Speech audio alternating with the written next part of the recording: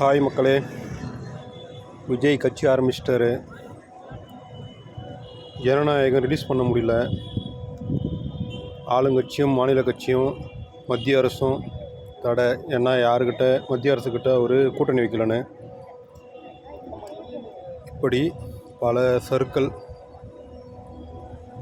ஒரு சுதந்திரமாக இந்த நாட்டில் ஒரு படத்தை ரிலீஸ் பண்ண முடியாது. கட்சி ஆரம்பிச்சிட்டா மக்களுக்கு நல்லது செய்யணும் தான் கட்சி ஆரம்பிக்கிறாங்க. நீங்கள்லாம் நல்லது செய்யலைன்னு தான் நாங்கள்லாம் கேட்குறோம்.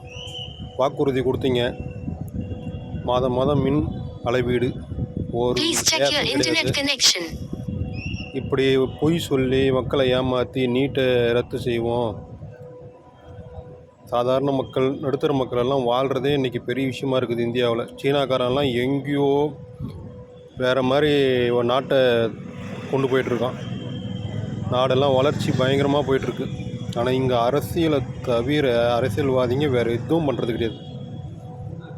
எலெக்ஷன் வந்தால் ஓட்டுக்காக மட்டும்தான் மக்களை சந்திக்கிறாங்க. மீதி எல்லாம் பொய் மேடைக்கு மேடை பொய். ஸோ